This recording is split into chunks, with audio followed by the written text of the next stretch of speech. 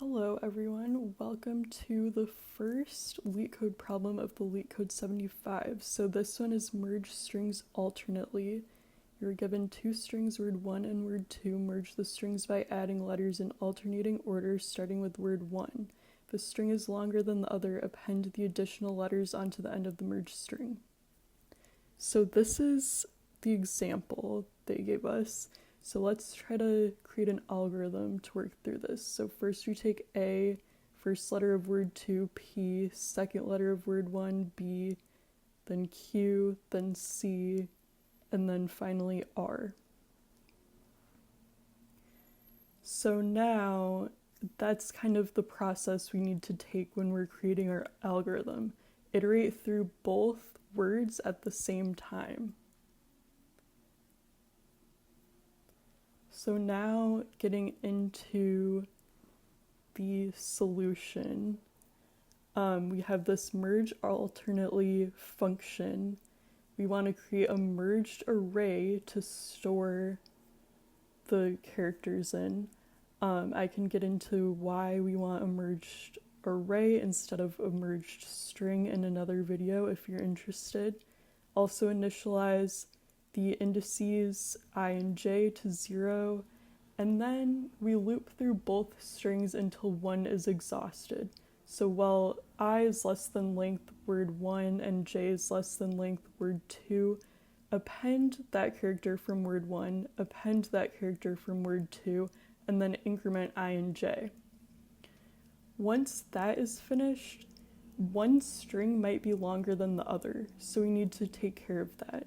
We do this in these if statements down here. So if I is less than the length of word 1 still, we append whatever's left in the word. So word 1, I to the end. Same thing with word 2. If j is less than word 2, length word 2, then append j to the end of the string. And then we return the join of merged with an empty string. Now let's see if this works. So we are submitting, and later, we don't care about that. And this beats 87.51% of submissions. Welcome to day 2 of LeetCode 75. So this is greatest common divisor of strings. For two strings s and t, we say t divides s if and only if s equals t plus t plus t, i.e. t is concatenated with itself one or more times. Given two strings, string 1 and string 2, return the largest string x such that x divides both string 1 and string 2. So if t divides s, we need to make sure that the length of one string divides the length of the other. So the length of t divides the length of s. That's one thing we need to make sure. The other thing we need to check is that s is the concatenation of a bunch of t's. So let's keep both of those in mind. Alright, let's go through the solution. So we have a few functions here. First one being GCD. This is using the Euclidean algorithm to determine the greatest common denominator. So we also have this divides function, which returns whether or not s is a concatenation of a bunch of t's. So we first find the GCD length, which is the GCD of length of string 1, length of string 2, then the candidate string, which is the potential largest string that divides both string 1 and string 2, which is also the prefix of string 1 up to the length of the GCD of the two strings. So if this candidate string divides both string 1 and string 2, it's returned as the result. Otherwise, an empty string is returned. Okay, and now for the moment of truth.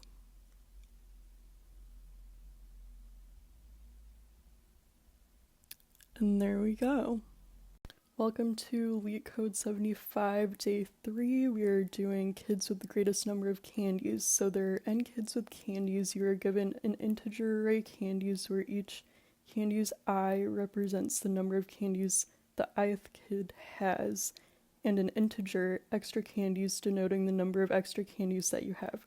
Return a Boolean array result of length n where result sub I is true if after giving the ith kid all the extra candies they will have the greatest number of candies among all the kids, or false otherwise. So let's break this up into a few steps. So the first thing we're going to want to do is find out what the max amount of candies is amongst all of the kids. So that's step one. After that, we want to iterate over each kid and add the extra candies to their current amount of candies. Then we need to check whether this sum is greater than or equal to the max candies that we found. We also need to be adding to the Boolean array. So here's the solution. So first we are finding the max candies, then storing the Boolean array as the result array, initializing that, then iterating through the candies array, and if that candy plus the extra candies is greater than or equal to max candies. Hi everyone, today we're doing LeetCode number 605 and LeetCode 75 can place flowers. So you have a long flower bed in which some of the plots are planted and some are not. However, flowers cannot be planted in adjacent plots. Given an integer array flower bed containing zeros and ones, where 0 means empty and 1 means not empty, and an integer n, return true if n new flowers can be planted in the flower bed without violating the no adjacent flowers rule, and false otherwise.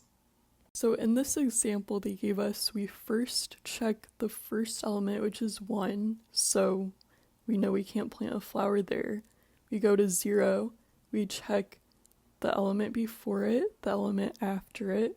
We see that there's a 1 next to it, so we can't plant there. Then we go to the next 0, we see that there are 2 zeros next to it, so that means that we can plant there. Then we decrement the n value, and we see that it's 0, so we're done.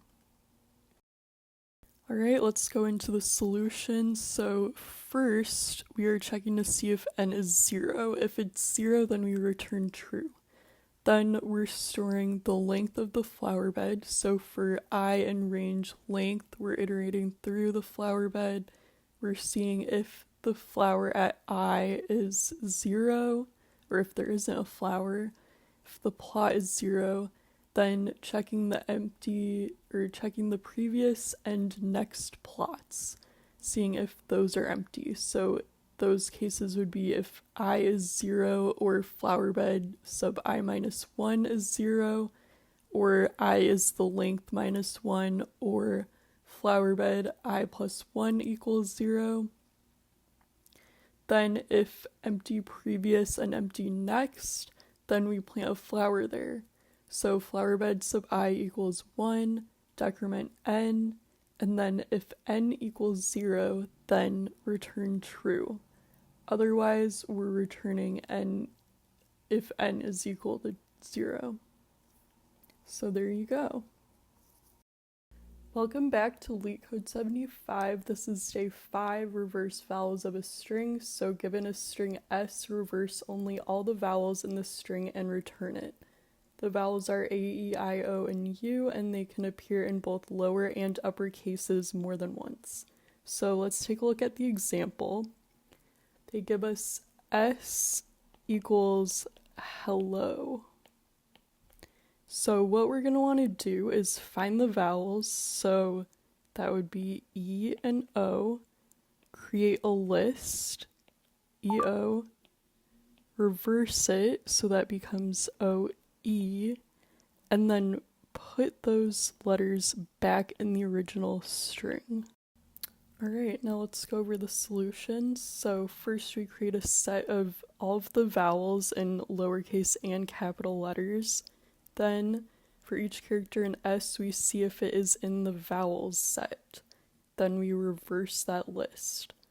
we initialize a result array and then iterate through the characters in S. So if the character is in the vowels set, then we append the first vowel in the vowel list.